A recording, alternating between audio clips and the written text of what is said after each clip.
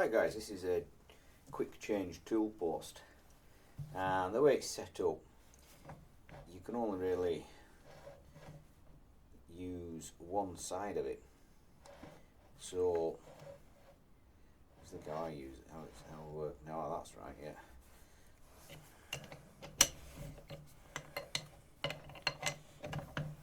So for the likes of that, if you imagine you've got a turning tool in there, this is a boring bar, but you can only use this one side because it's closest to the chuck, and so you've got to change. You've got to have these tool holders. I mean, I've made one there for high-speed steel, and the idea is you put your cutting tools in the holders and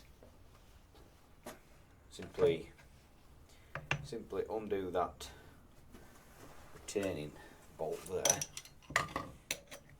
and you swap out for a different cutting tool. Ignoring that, that's the wrong way, that's for boring. But the only thing with this quick change tool holder is you've got to set the height for every, if you've got a range of different tools like boring, turning, parting off, and you know, it's just stuff you've picked up along the way, you've got to set the height with this screw here for every single tool, and it's a bit of a faff. Not only that, but you can't, on this particular tool holder, you can't put two tools in really, because there's only one side that's closest to the chuck, and then if you were to spin that round, that, you know, it's in the wrong place. So never really got along with that one. This tool post I have on the Colchester is much better. So I think it's called a 4-way tool post, and you can have your turning, and then I've got chamfering on that side, and all you do is spin it round. I mean, that, in my opinion, that is quick, because you could have turning and parting off, and they're both, because you can use either side of the tool holder, you can spin it round and get it closest to the chuck like that.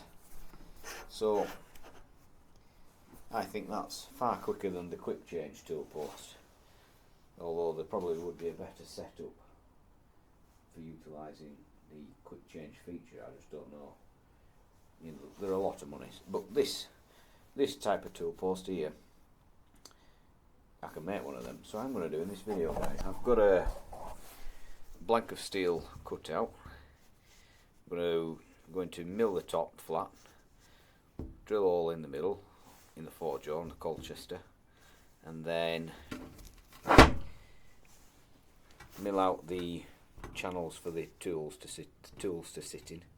And all you do once I've done that, all you have to do then is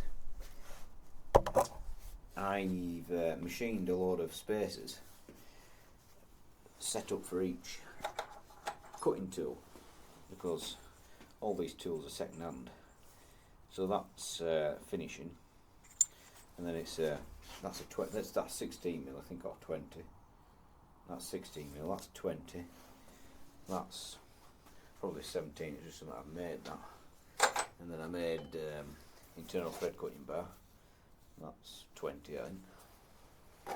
And then I've got well, that were it. Boring bar. Made a holder for the boring bar, and that just bolts into there and uses that spacer there. So that's a good thing. So yeah, I think this is a better tool holder. So in this video I'm going to make one of these guys. We'll get cracking with that.